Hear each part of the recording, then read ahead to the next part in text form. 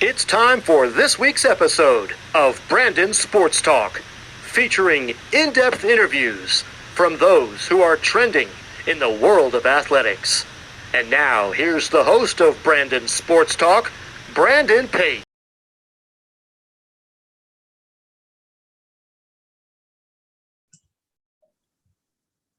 Welcome back to Brandon Sports Talk. In today's episode, I have the privilege to interview the UConn men's ice hockey assistant coach, Tyler Helton. How are you doing today? I'm good. Thanks for having me on today, Brandon. Can you talk about how you knew that you wanted to get involved in college coaching?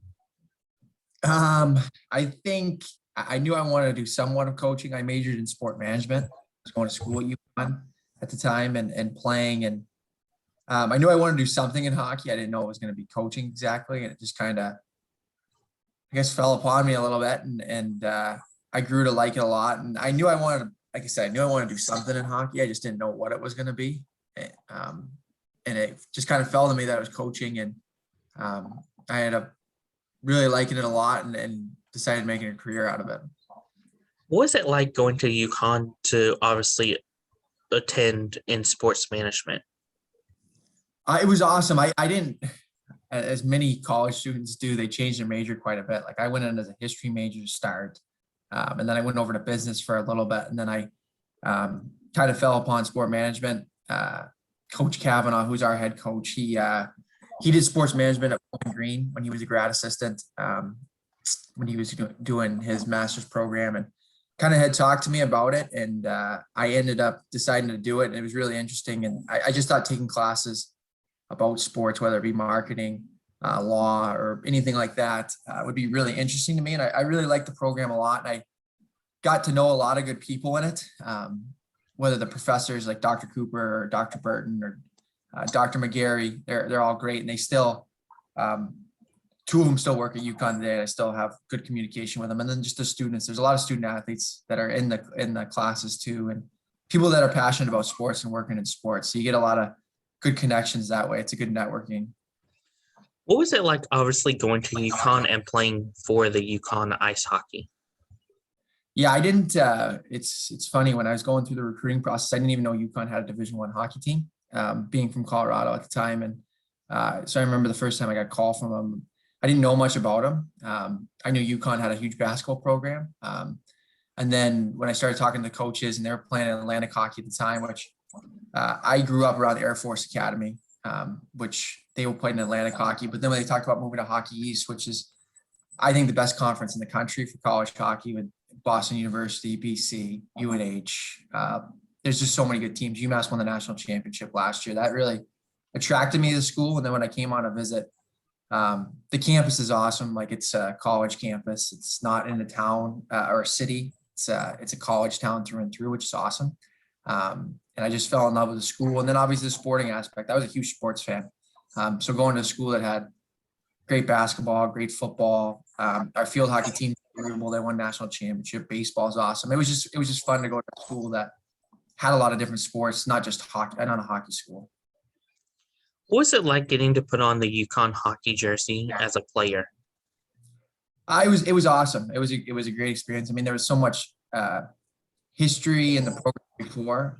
Like, it started as an outdoor rink. It was Division III program, and then kind of built up to Division I. And it was really cool. I mean, I think it was a dream of mine to play Division I college hockey growing up. And I think it meant a lot, like sacrifice, especially for my parents and stuff, because they had driven me a lot of places, gave me the opportunity to play hockey growing up. And so I was fortunate from that aspect. So I think it was just a combination of stuff. I think it would have been any Division I college hockey jersey that I was able to put on, but I'm fortunate it was UConn. And I really enjoyed my experience at UConn, and I'm still here today. So I've grown to love the school, and I don't see myself really, hopefully, not going away from that anytime soon.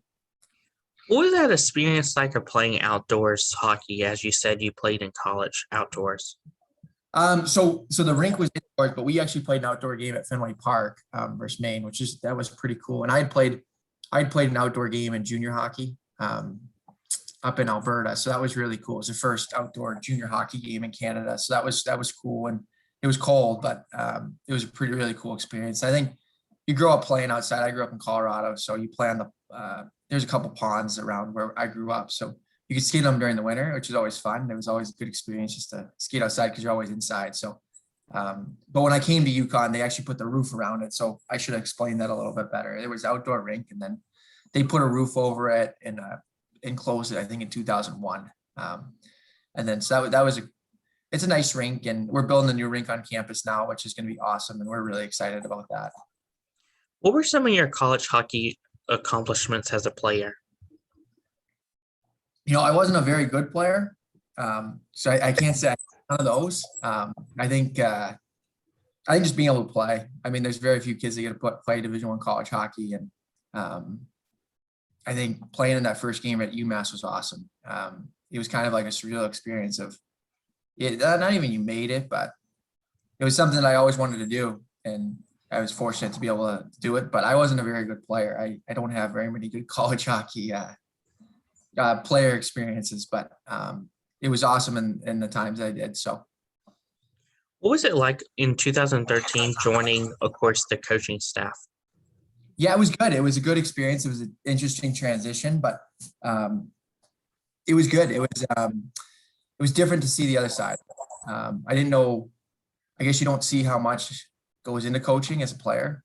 You see all the other stuff like the video sessions that are short and the practices, but you don't really realize how much time and effort goes into it until you're on the other side of it. And it made me appreciate it. And I think some of the stuff I know now, I wish I knew when I played because it would have made me a better player.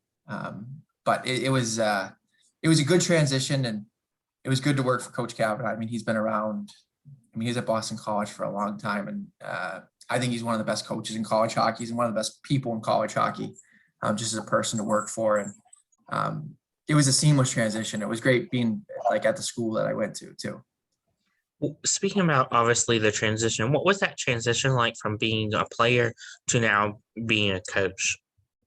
I think it's interesting because you play with some of the kids you coach, and that's an interesting experience. But you have to draw a line, and I think it's good. I mean, it's even good for me now, like being older, and I've been in it for a little bit, but I'm not that far removed from playing. I'm not that far from the recruiting process or even like the age of these kids. Like I understand what it's like to play in junior hockey. It hasn't changed that much since I played. I understand what it's like to play in college hockey. I understand what it's like to go to school every day. So that's a positive part of it too. You're able to relate to these kids, and I think they feel probably a little more comfortable at times, just because of the age proximity. But I think that it was a little different at first, but I got used to it. And there were some things I had to adjust, obviously, as a person. There's some things that you have accomplished so far as the assistant coach. I think for us, I think it's just building a program, like, and continuing to. I know when Kavanaugh first came here, he said he didn't want it to be a one-hit wonder program. He wanted it to be a blue chip program, a program that was competing year after year for championships. And it's hard to build that. I think when you look at how long it took, like John Wooden at UCLA, or if you look at like Gino's a great example at UConn of what he's been able to build with the UConn women's basketball team. It took a while, and we're getting to that point. Like, so I think it's building a program. I think obviously there's been some big wins. Obviously our first Hockey East win versus Boston College was awesome.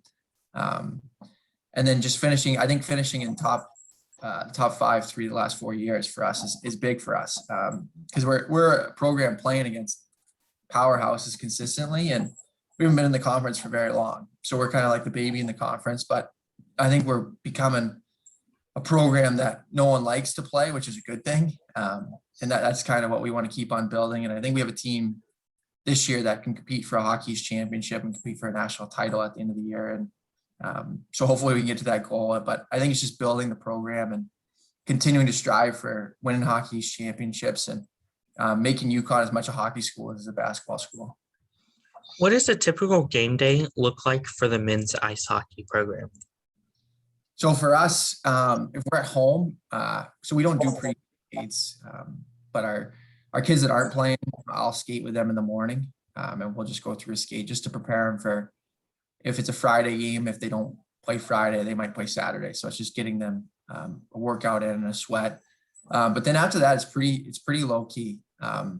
Like we we do pregame meal at the rink. If we're at home, if we're on the road, we'll do pregame meal. It's usually from like 1 to 4 o'clock or 3:30, depending on when we're leaving. And then you go to the rink, and like I said, we try to get all of our meetings and stuff out of the way early in the week. So we don't have a lot of meetings. We want game days to be kind of the fun part of the weeks, not a lot of thinking, or like we feel like we've put in enough work during the week for our players and our staff that we don't need to be stressing out about much before the game. Like if we're stressing about something before the game, we probably didn't do a good job explaining it during the week. So and then we'll go to the rink. We'll meet after our kids like warm up and stretch and go over a couple things, just a couple reminders, and then play the game. And then after the game, we'll, as a coaching staff, we'll watch the game over and then clip it, get ready for meeting the following morning if we're playing again. If not, we'd meet Monday morning at practice or Monday afternoon, excuse me, with our practice to go over our weekend clips. Who are some teams that you face in your conference? So we face like Boston College, Boston University, UMass Lowell, Vermont, Providence, New Hampshire, Maine. It's a really, from top to bottom, it's a great conference. Like UMass won the national championship last year. I think when you look at the players that come through our league, I mean, when you look at the National Hockey League right now and you're looking at players under 24, I mean, Jack Eichel and Cale Makar are probably in the top 5 in that category, and they both played in our league. So I think seeing those players play, and I mean, we've had a lot of guys, like we had Adam Huska that played in the NHL last night for the Rangers. He was our goalie a couple years ago. So I think just seeing the players from our team move on to the National Hockey League, or just move on in life in general, because I think that's part of coming to college it's not just about playing pro hockey. We want to make sure we prepare them for life after college, and want to make sure they're good people and are productive members of society. So I think that's cool. And then, but getting a play against those type of players or having those kids on your team, we had Tage Thompson, who was a first rounder, who's playing the NHL consistently, and he's having a great year right now. But it's a great conference. It's top to bottom. It's an easy conference, a bus conference. Like our longest trip the whole year is 4.5 hours to Maine. Like that's a really easy trip. We never have to take a flight. Like we take one flight a year, 2 flights, depending on. We went out to Ohio State this year, so that was a flight for us. But our conference is a bus conference, which is awesome. What's it like getting to play teams like Maine? It's good. I mean, I think Maine has one of the best atmospheres in college hockey, in my opinion. I think it's an old rink, but they have a lot of tradition. I think the students really bring a lot of atmosphere to the game. It's one of the rinks where I think the fans can actually change the game a little bit. You can feel momentum shifts in the game because the students are hanging right over you. So it's a relatively long trip for what we do. I mean, a lot of our kids that play junior hockey, and I played junior hockey too, and 4 hours was my closest bus trip when I played. So the 4.5 hours in college seems long, but for a lot of our kids, it's actually pretty easy. But it's just a great rink. It's a great venue. The history of it, history of the team, I think it's just an awesome place to play. Of course, as a coach, what is it like seeing obviously players go on to the NHL or obviously other leagues in hockey? I think it's awesome. I mean, I think everyone, when we recruit kids, everyone talks about playing in the National Hockey League, and very few guys get to do that. But I think it's cool to be able to see the guys that are able to come through our program and reach that level and reach that goal. And there's still a lot of guys out there that aren't quite at the National Hockey League, but they're playing in the American Hockey League, and they hopefully get that opportunity to play in the NHL. But I think just putting them, we always say we treat our guys like professionals. Like we're not very, I guess, where there's not a lot of rules in our program. Like it's a place where you got to grow up, and we want to make sure when our guys leave here, they act like pros. Because if you don't act like pro, if you're not a pro when you leave here, you're gonna have a tough time being a good pro. And that's off the ice, on the ice. It's just habits in general. So I think that's something we focus on here. So it's exciting. It was exciting to see like Huska play last night. He played his first NHL game. He didn't have a great game, but it was still awesome to see him play in that game. And I know he's going to get back there at some point. It was a good learning experience for him. But I think just seeing our players get the opportunity, and hopefully after this year, we'll see a couple more make that jump. Because I think we have a lot of seniors that are fully capable of playing in that league. Of course, can you talk about the culture that you have helped build for the UConn men's ice hockey program? Yeah, I think like the school we always talk about this, and the school is like a blue collar school. It started as an agriculture school. So we talk all the time about being like a blue collar team. And I think that's what we pride ourselves on, as being a team that works for everything. We play hard. Like, I think it's hard to establish that, but then we always talk about the people. Like, we want to make sure we have good people in our program. That's the most important factor to us, because like we read this book about the All Blacks, which is a team in New Zealand, and excuse my language, but one of the chapters is no dickheads. And you just can't win with people that aren't good people. And I think that's part of making sure that we build the right culture. We can be as blue collar as we want and tough, but if we don't have the right people on the bus, it's not going to work. And we want to make sure that our guys act respectful. They treat people with respect, regardless of who it is. And that's part of our program. Like, one of our signs is treat the custodian like you treat the CEO. That's a big thing for us, and that's a big thing in our program. Like, 3 goals for us is we want our kids to graduate. We want to make them better men, which is the biggest thing, I think, when you come to school. And then we want to win championships, in that order. Like, I don't think we'd sacrifice the first 2 to win a championship. And that's something we pride ourselves in. It's hard to do it sometimes. But we know how important it is in building that culture. I think it's got to the point where our kids know it, and when your kids know it, and you're not overseeing as a coaches, and the players are doing it themselves. I think it's the most important piece. Of course, what does the recruitment process look like for prospective student athletes looking to play college hockey? So our sport's probably a little different than a lot of other college sports, in the fact that there's this junior hockey, which a lot of kids after they graduate high school play junior hockey. So there's teams all over Canada. There's teams in the USHL, which is probably the Midwest. A lot of teams in Nebraska, Iowa, South Dakota, North Dakota, kind of stretches across Wisconsin. So that's the best hockey league, junior hockey league in the US. So a lot of kids will go play junior hockey. Some kids go into the leagues and they have commitments already. Like, we can't talk to a prospective student athlete until January 1st of their sophomore year in high school. And we can't officially offer them until August 1 of their junior year in high school. So some kids commit early, some kids commit later. Like, we've just committed 2 kids that are 20 years old. So they're in their last year of junior hockey, and they'll be coming to play for us next year. So the recruitment period is interesting, because it's about from like 16 years old to 20. In our class next year coming in, we'll have a good balance of some younger kids. I think there'll be 1 or 2 right out of high school. And then the rest will be kids that have played junior hockey for 2 or 3 years and are 20-year-old freshmen. So I was a 20-year-old freshman too. And I think it's just the unique thing about college hockey is they have this junior hockey platform. And I think it really allows for kids to come into school and thrive in hockey and thrive in academics. Like, I wasn't the best high school student coming in. I did a lot better in college, but I think part of it is I was just more mature. I was 20 years old and I was a 20-year-old freshman, and I kind of understood, and I understood life a little bit better and how to balance my time. And I think that's something that junior hockey does. So a lot of our kids come in and they do really well academically. They're really mature kids. So I think it's different than a lot of sports. Like, you see a lot of 18-year-old freshmen playing in football and basketball. We don't have a lot of 18-year-old freshmen in our sport. It's just the way it is. Of course, for hockey, what is it like obviously getting to recruit not just U.S. players, but also like Canada and international players? Yeah, it's a really cool experience. I think for me, going out to recruit, and a lot of it is like just going to games and seeing players and meeting coaches. And I think so much of recruiting's like relationship based. Is like, you got to have good relationships with people, and building the relationships with the coaches. And, you know, when they do have a player, they're calling you and you're going to watch them play, and then building the relationships with the players. But I think it's cool that we get to not only just recruit kids from the US, is we have kids from Canada, Russia, Czech Republic, Slovakia. We've had players from all over the place. We have players from Finland.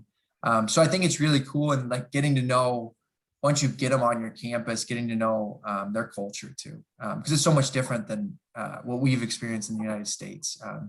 I played junior hockey in Canada. It was a little different in Canada than it was down in the US, and getting to know some of our Russian kids and our Czech Republic kids, and getting to know their experiences and learning a little bit more about their culture it's been eye-opening, but I think it's a good experience because when you do move on in life, whether it's playing pro hockey or in business, you're going to work with a lot of different people with a lot of different backgrounds. So it allows you to be more diverse and understand people and cultures better, which I think is really important.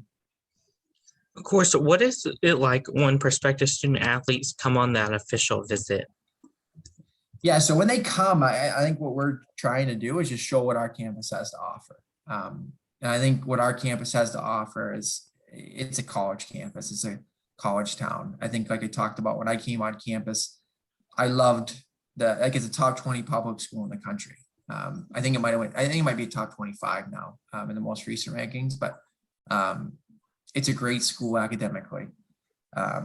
It's a great school for athletics, and it's a great school for after. I think when you look at the connections that you can get from alumni that have went to UConn and they're passionate about UConn, I think you see the people that support our program financially. There's a lot of UConn alum, and then you see the people that just still work at UConn, like that went to UConn, like myself. There's a lot of people that have went to school at UConn that are still working there today. So there's a love and passion about UConn. You try to show that to the kids of it's not just a school. It means so much to people, and you can see the passion about it. I mean, even like Tage Thompson, I think it was a couple years ago when there was an all-star break for the NHL. He came back to hang out with our team, which was really cool. I mean, he's playing in the National Hockey League and he's coming back to Storrs, Connecticut. And if you've ever been to Storrs, Connecticut, it's a college town. Like it's not like it's downtown Boston or downtown New York City. It's a college campus. So I think that was pretty cool, and that was a pretty cool experience. And that was pretty eye-opening of just how much the school meant to people. And I think that's what we try to explain to kids, and we show them what it's like to be a student at UConn. And it's just like any other college campus. I think it's important for kids to see other campuses too. We always say that in the recruiting visit is, it's important for kids to see other college campuses because, UConn might be a great fit for a kid like myself, but it may not be a great fit for Joe Schmo who's living down the street, basically. There might be a better school. BU might fit him better. And I think that's the most important thing is when we do get a kid on campus, we see if he fits. He fits what we want. We have him meet with the players. And I think that's the most important thing. So they don't fit either way. If it doesn't work for the player, if it doesn't work for the staff, it's just not going to work overall. So I think visits are important for us. And that's just what we try to show. It's just like what UConn has to offer and how much people that have went to the school or are going to school now love UConn. Of course, what is it like as an alumni coach, obviously getting to see those players put on that same jersey that you got to put on when you were at UConn? It's pretty surreal because the program's changed a lot since I went to school. I think just seeing the progress of it, it's kind of like our campus. I always tell people when I showed up on campus, our closest grocery store was 15 minutes away for a campus that had 16,000 students on it, which was kind of crazy, and it's changed a lot. Like there's a grocery store right on campus. There's a downtown area. They're always building new buildings. Like they've built new academic buildings. Now they just finished up the new soccer facility, baseball facility, softball facility. They're building a brand new rink on campus, which is going up right now. So I think that's like our program since I've shown up here is like I've seen the progress of the campus academically and athletically. And I think same thing for our program. Like I said, we played in Atlantic hockey before, and it's a great conference, and there's a lot of good players and teams in it, but that step up to Hockey East was significant. Now you're stepping up to teams that are consistently winning national championships and putting players on the NHL consistently. So I think seeing where the program was when I got here to where it is now is really surreal. It's really cool. Like I don't think very many people get experience, coaching at the school you went to. And there's a passion about it, and it means as much to anyone that coaches at UConn, but I think it means a little bit more to the people that went there because they went to school there and they understand what it's like to play at UConn or be a part of this university. So I think it's a really surreal experience, and I've really enjoyed it. And it's cool to see like I said, where our program is now to where it was when I started in 2012. What advice would you give high school athletes looking to play college ice hockey? I think the biggest advice I'd give is like, I think being a good teammate is the most important factor. Like we look at that all the time. I think if you're a good teammate, I think it goes a long way. Like we always talk about, at the end of the day, like hockey can take you so far, but no one's going to remember that you scored 2 goals at Boston College on January 12th of 2016. No one's going to care. They're going to care about what type of person you were and what kind of teammate you were. So I think being a good teammate is first and foremost. I think you win with good teammates, and you win. That's how you win with good teams. Obviously, work hard. I think that's, if you're not working hard, you're probably not going to get anywhere in life. That's just part of life in general. But I think being a good teammate, competing every day. I think when I go to the rink, I look for people that compete every day.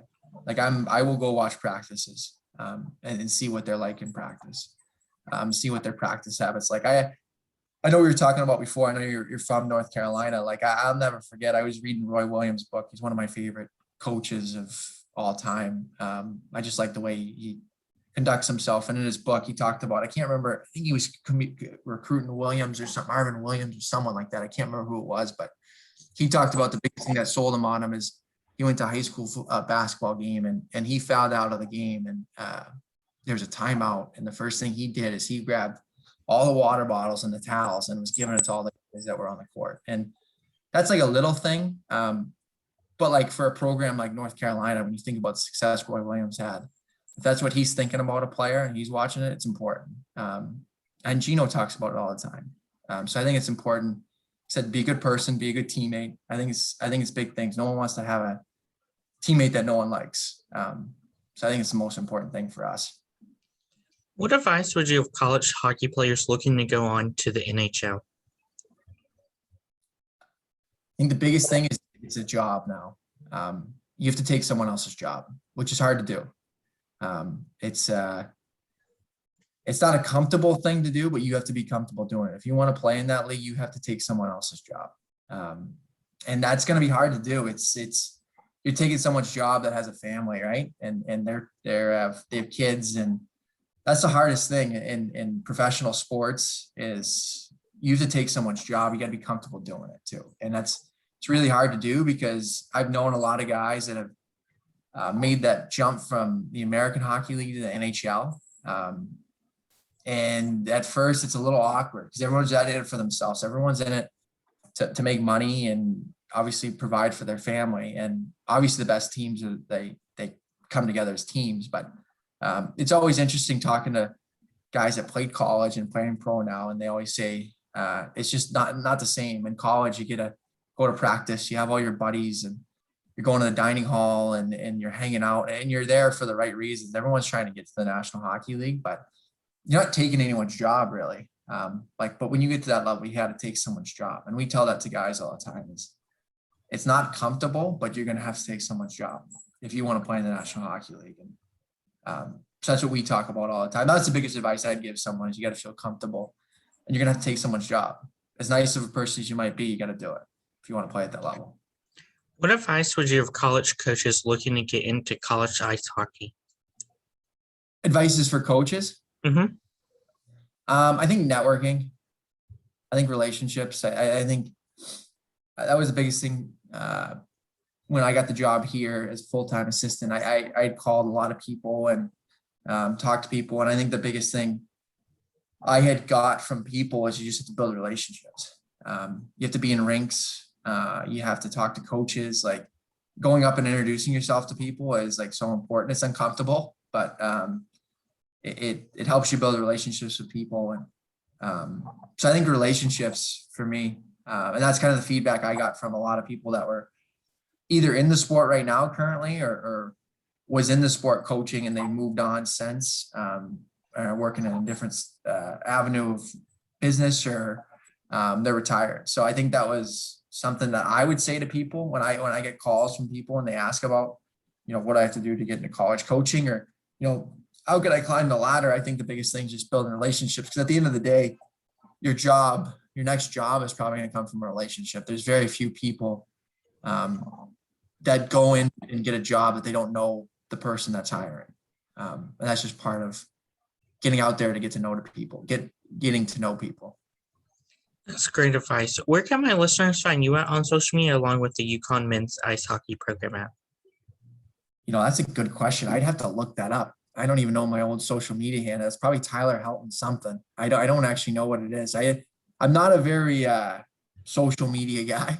I know you can find the UConn men's ice hockey team. I think it's I don't know the exact handle, but if you type in UConn men's hockey, it'll come up. I apologize. I'm not a social savvy guy. And like I said, a lot of my social media is a lot of retweets and likes. I don't know if I've tweeted out a whole heck of a lot of tons. So not a great follow on social media, but UConn hockey is. I give that one a follow if you get an opportunity to. Thank you again, Coach Tyler Helton, for your interview, and best of luck in your future with the UConn men's ice hockey program. Thanks, Brandon. Like I said, I appreciate having me on, and have a good rest of your day. You too.